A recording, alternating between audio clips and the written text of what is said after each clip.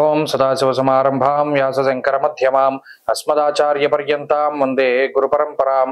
జ్యోతిషాస్త్రాన్ని భావితరాల వారికి ప్రసాదించిన ఋషుల యొక్క పాదపద్మాలకి నమస్కారం చేసుకుంటూ, అలాగే నాకు ఈ జ్యోతిష విద్య నేర్పిన గురువర్యులు జ్యోతిష బ్రహ్మ కీర్తిశేషులు శ్రీ ఈరంకి సూర్యనారాయణమూర్తి గారు, సూర్యశ్రీ దైవజ్ఞ గారి యొక్క పాదపద్మాలకి నమస్కారం చేసుకుంటూ, ఓం శ్రీ మహాగణాధిపతి నమః, శ్రీ గురుభ్యో నమః, హరి ఓం. వీక్షకులందరికీ నమస్కారం. ధనురాశి వారికి ఈ వారం 2 గ్రహాల తాలూకు అనుకూలతలు మాత్రమే గోచరిస్తూ ఉన్నాయి. అది కూడా సప్తమ స్థానస్థిత గురుడు, తృతీయ స్థానస్థిత చంద్రుడు. ఈ చంద్రుడు కూడా 2 రోజులు మాత్రమే ఉంటారు. తదుపరి చంద్రబలం కూడా తగ్గిపోతుంది. అంటే కేవలం గురుబలం మీద మాత్రమే ఆధారపడి ముందుకు వెళ్ళవలసినటువంటి పరిస్థితులు.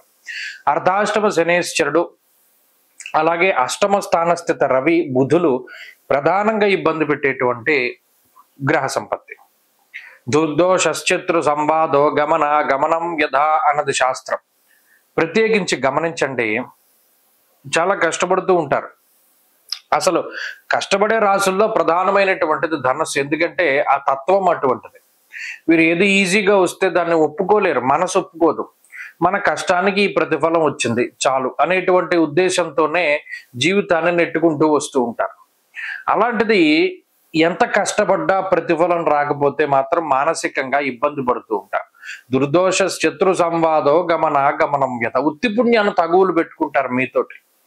కుటుంబ సభ్యులు కానీ, సంతానం కానీ, ఇతరులు కానీ మీరు చెప్పేటువంటివన్నీ అక్షర సత్యాలు అయినప్పటికీ వారికి అర్థం కావు. మీ గ్రహస్థితి బాగా లేకపోవడం వల్ల మీరు ఏవైతే అక్షర సత్యాలు చెప్తారో ఎప్పుడూ కూడా రోగాన్ని తగ్గించే మందు చేదుగానే ఉంటుంది.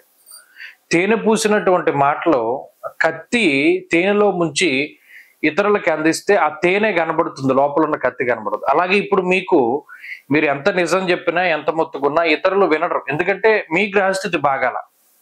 మీ మాటలు వాళ్ళకి చేదుగా వినబడుతూ ఉంటాయి, ఇతరుల మాటలు మధురంగా వినబడుతూ ఉంటాయి. కాబట్టి ఎవరికి సలహాలు ఇవ్వకండి. ప్రధానంగా నేను చెప్పేది ఏంటంటే, మీ అంతట మీరుగా ఎవరికి వెళ్ళి సలహాలు ఇవ్వద్దు. మీ దగ్గరకు వస్తే మీరు ఇవ్వండి. వాళ్ళు ఆఖరికి మీ జీవిత భాగస్వామి అయినా సరే, ఈ పని ఇలా చేయకు, ఈ పని ఇలా చేస్తే బాగోదు అన్న సలహా కూడా మీరు ఇవ్వద్దు. వాళ్ళు మీ దగ్గరకు వచ్చి అడిగితేనే తప్పితే. అలాగే వృత్తి ఉద్యోగాల పరంగా ఎంత నెమ్మదిగా ఉంటే అంత మంచిది. అగ్రెసివ్గా ఎప్పుడు వెళ్ళకండి. ఏదైనా నిర్ణయం తీసుకోవాల్సి వస్తే టైం పోయినా పర్లా, కొంత ఆలోచించి నిర్ణయం తీసుకోండి. మిమ్మల్ని కాపాడేటువంటి వారు గురువు మాత్రమే. ఆయనే ప్రధానంగా భగవంతుడి రూపంలో, మన ఉన్నతాధికారుల రూపంలోనో, లేదా ఎవరైనా సలహా ఇచ్చే రూపంలోనో ఆపద్ధర్మంగా ఎవరైనా మీకు సహాయం చేస్తూ ఉంటారు. సహాయం అన్నది అందుతూ ఉంటుంది. కాబట్టి అదేం లోపం లేదు, దేనికి లోటు ఉండదు, నడుస్తుంది. కానీ మానసికమైనటువంటి ప్రశాంతత ఉండదు దీనివల్ల.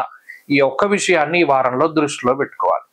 వారంలో మరింత అనుకూలమైన ఫలితాలు సాధించుకోవడానికి ఎక్కువగా దక్షిణామూర్తి యొక్క ఆరాధన చేస్తూ ఉండటం చెప్పదగినటువంటి సూచన. ఈ వారంలో కలిసి వచ్చేటువంటి రోజు గురువారంగా చెప్పవచ్చున. అదృష్ట సంఖ్య 2, అదృష్ట వర్ణము పసుపు. తదుపరి మకర రాశి.